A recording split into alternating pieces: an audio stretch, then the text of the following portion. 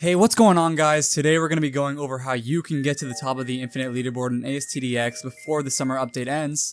This video will be structured into 5 major tips that a lot of people either look over or don't know about. If you guys were looking for my method that I use for my leaderboard runs, which get me to over wave 60, I will be making a separate video on that very soon, which utilizes every tip I will go over. And before we get into the video, guys, it would help me a lot if you would subscribe to my channel, like the video if you find it helpful, and leave a comment down below if you have any questions or just want to show support. And yeah, guys, let's get straight into the video.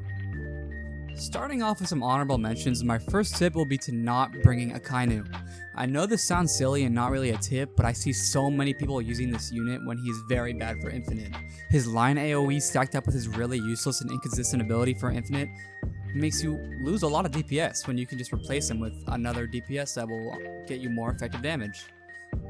Going on to our next honorable mention tip is if you're buffing, you should not be time stopping. While yes, it is possible, it can be really inconvenient for runs because you can easily get overwhelmed on harder waves. And for our final honorable mention, you are not able to bring freeze units such as Grey Arukia for the sole reason is that they break as death time stop. And now that we have the honorable mentions out of the way, let's get into the main tips. For my first major tip, it will be to optimally use your unit's range. I see a lot of people place units that either waste the unit's range or waste a certain unit's like AoE type. For example, if you're using a line AoE, when the unit is not placed in front of a line, you probably just want to adjust the unit's attacking priority so it can benefit you the most. I like strongest because it really just, targets the DPS crucially. Building on optimally using range, really it's about covering the larger rectangle of the map on the screen here. Using the center hill is very crucial to your runs. Please do not place on the front or back hills because you are wasting so much DPS.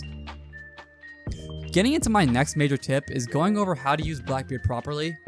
Many people don't realize just how important BB slow is for infinite, and it's really annoying when you're playing with randoms and they're placing Blackbeards without crucially thinking about it. For the best Blackbeard lineup, you're going to want 2 Blackbeards, both with companion, and position them so they can comfortably keep the mob slow for the entire map, including the very back. However, if you can't seem to get companion, 3 Blackbeards can still work fine, especially if they have corrupted on them to spread that corrupted mark. Getting into my third major tip is essentially how to optimally S-Death time stop. For an infinite leaderboard run, you should have no more than 3 S-Deaths, and you can only use 2 if you have companion, though it will make your runs much more stressful. In order to have an infinite cycle of S-Deaths, you need to have 4 S-Deaths placed. When S-Death time stopping, you really want to have minimal downtime between these time stops, and there are a few ways to approach this. For example, paying attention to when the blue icon above the mob heads disappear, or counting to 10 after using a freeze, or my favorite way, which is to use the ability manager. When you use a time stop, you can wait till the ability manager reads that the time stop is on a 29-second cooldown to use your next time stop. You can then repeat this infinitely. Getting on to honestly the second most important tip I have for these leaderboards is using the right buffer.